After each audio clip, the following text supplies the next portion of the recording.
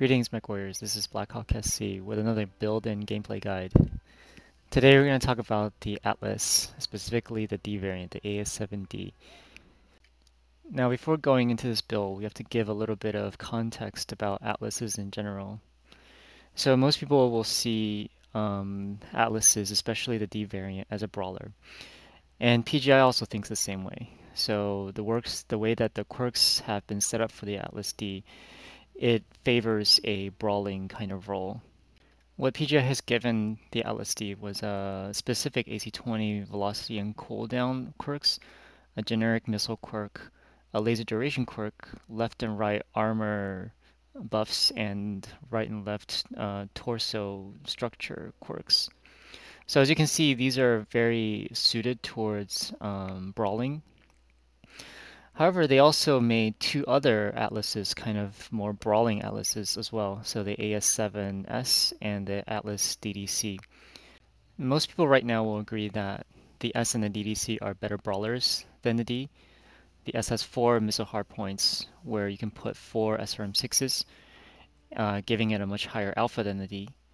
And the DDC has 3 missile hardpoints plus an ECM, which allows it to get closer to well, it makes it easier to get closer to within brawling range than the D.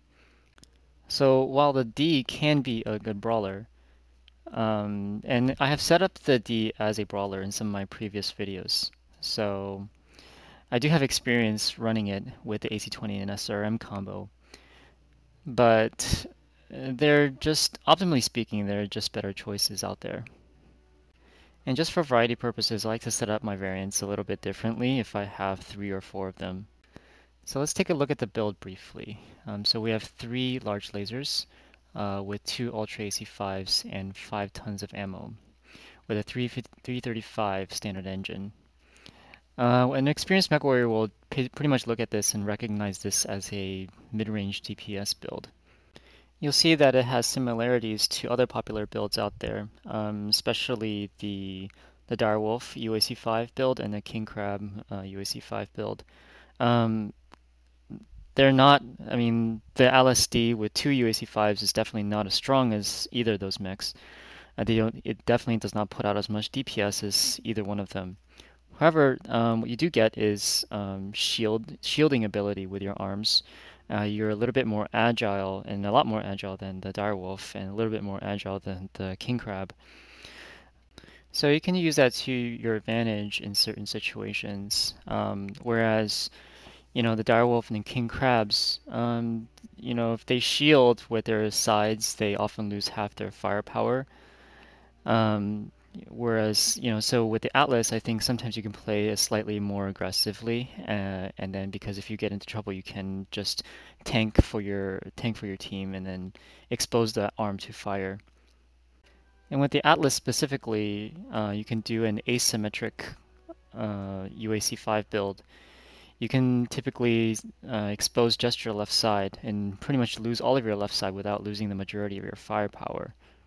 And that center torso large lasers is also nothing to laugh at. So even if they take out your right and left torsos, just because you have that large laser in the CT, the enemy has to go and finish you off. I mean, 9 damage is not a huge deal, but they can't just ignore you. So overall, compared to similar mechs, you'll get the feeling that the AS7-D, specifically this setup, is more tanky.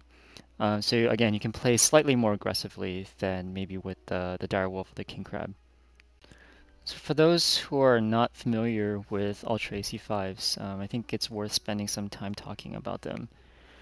The advantage of the Ultra AC5 over the regular AC5 is that they are able to effectively double your DPS when they're not jamming. So really, for a lot of people who trying to chain fire Ultra AC5s, there's really no point to do that because then you're losing that ability to double tap.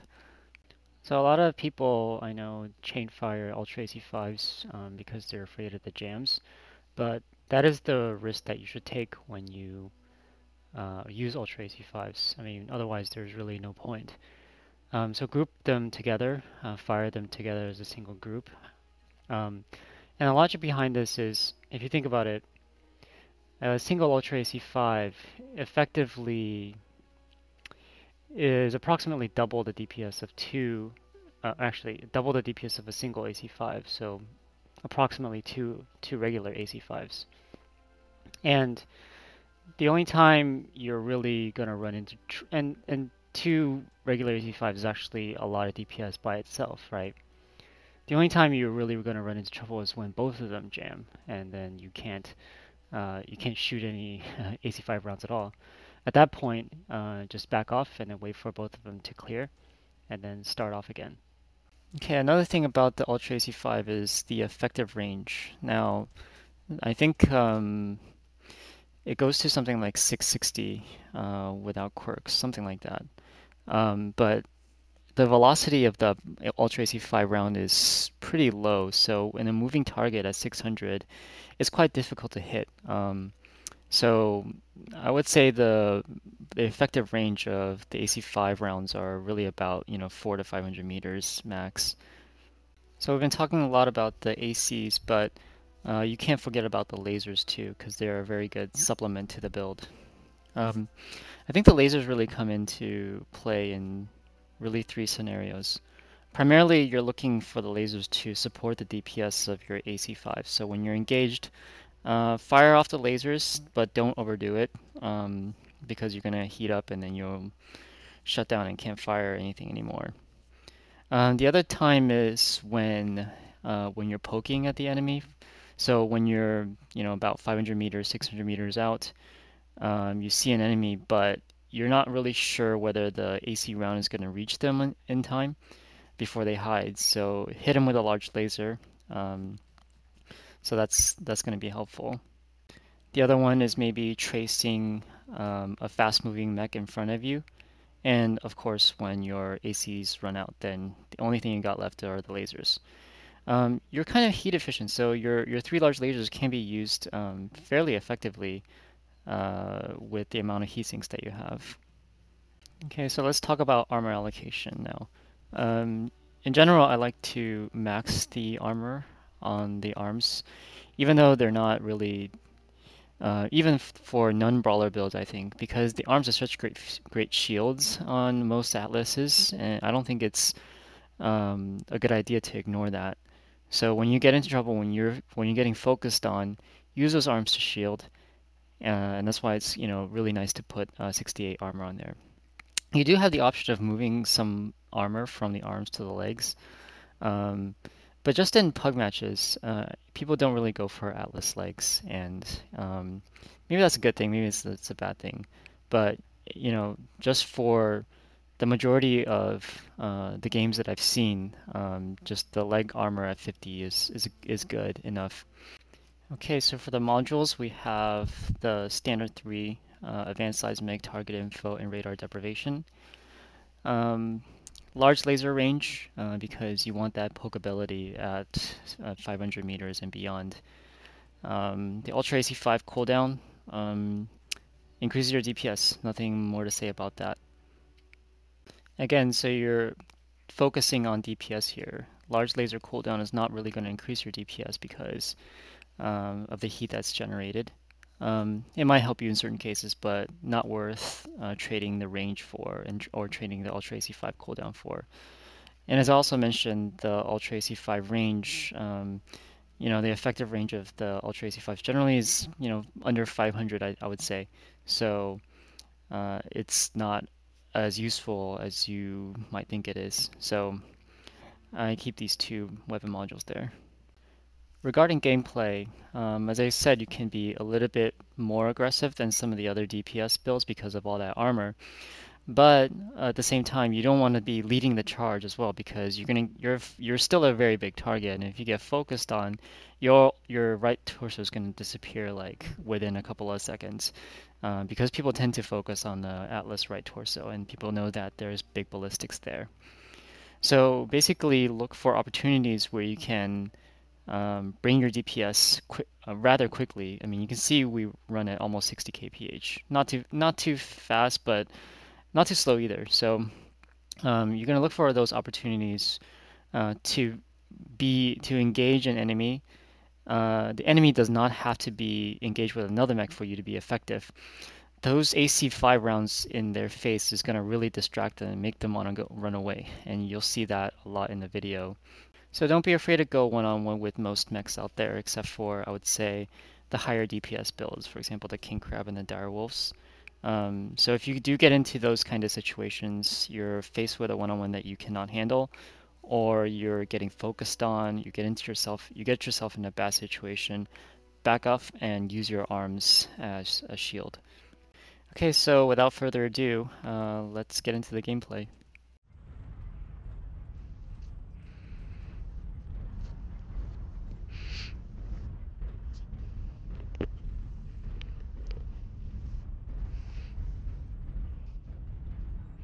Okay, so remember we're a mid-range build, so you don't want to push out too far ahead in the beginning. You want to use that range to make you a smaller target. And in general, if you're an Atlas, you do not want to push far ahead in the first place. Target acquired. You kind of want to do that surprise Atlas thing, where you show up right when they're engaged with something else. Target acquired. New target acquired. Okay, so as you can see, from that distance, it's really hard to get an accurate gauge of how much you needed to lead. So that first shot of the UAC, a lot of times in that distance you're going to miss, and so you're going to adjust that lead in the following salvos. New target acquired. Okay, see, I don't know where that shot is coming from, so I'm just gonna get back down here onto cover. And when you're dodging fire like that, you expose your arms towards where you think the fire is coming. Again, don't stay out there and keep looking for the enemy while you're getting shot, so it's usually not a good idea.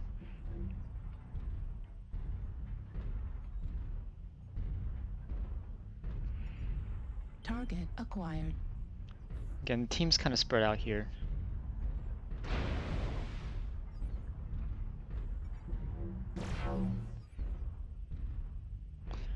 New target acquired. So, a target next to me, but it's a Pirate's Bane.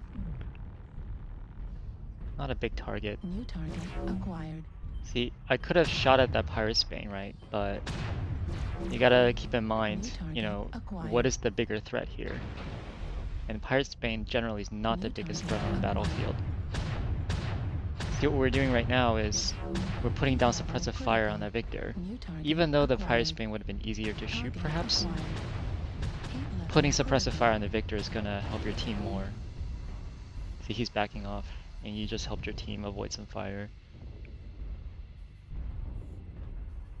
Target acquired. Alright, here's your opportunity to do that DPS. Get that DPS out there.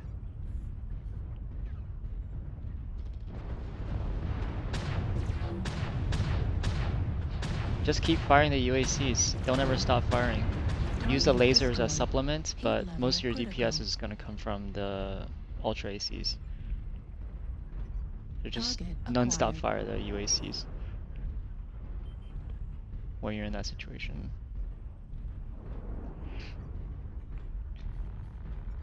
Target acquired. New target acquired. And yeah, just be conservative on the laser fire. You don't want to heat up and shut down, New target acquired. which will dramatically reduce your DPS. See, so as soon as your right torso is exposed, you can go and start spamming the UAC trigger, like we did. Don't lose even half a second of UAC fire. Target acquired. As you can see, my center torso laser and my UACs are actually aiming in the same reticle. So You have a less of a problem if you fire the center torso laser and the UACs together. Okay, here again, target selection. Which Ultra autocannon ammo at 25%. which target is more threatening? Definitely the stalker over the catapult. Right. Warning, incoming missile. Heat level critical. Okay, so we're heating up. Make sure you back down. New target acquired. Right torso critical damage. New target acquired. Target destroyed. New target acquired. New target acquired. Target destroyed. Yeah, the arm lasers are really low on the Atlas. Warning, incoming And I'm backing down because I see there's no help New coming target like in acquired. front of me. Ultra autocannon destroyed. Alright, so you know the New target UACs are acquired. destroyed, but I've pretty much used up all of my ammo anyway, so that's fine. Had like 2 more shots from the New UACs target anyways. acquired. New target And you acquired. rarely use up all your ammo, I think, so it's okay. I'm glad that I used it all up. New target acquired. New target acquired. Yeah, so when you're Target moving like that, acquired. keep scanning New the target sides. Make acquired. sure there's nothing. Right arm critical damage. Right. Didn't know there was a stalker there, but you know, I was trying to put some pressure on the Stormcrow. So I didn't record the end of the match for some reason, but here's a screenshot of the results. And you can tell it's a fairly close game. So as you can see, the build and the playstyle can be very effective. I did not cherry pick the videos actually, so even though this I would say is a above average game, this is actually the first video that I recorded after I decided to make this guide. I actually ran this build before, and after the quirks came out, I switched to the AC20 and SRM standard brawler build. But I came back to this build because I wanted to run brawlers on my other atlases, so just decided to record a game, and this is what I got. So hopefully you found this video to be useful and enjoyable. And if you like these kinds of guides, check out my channel. I have more of them on there. Like and subscribe, and I will make more of these for you guys. So see you next time.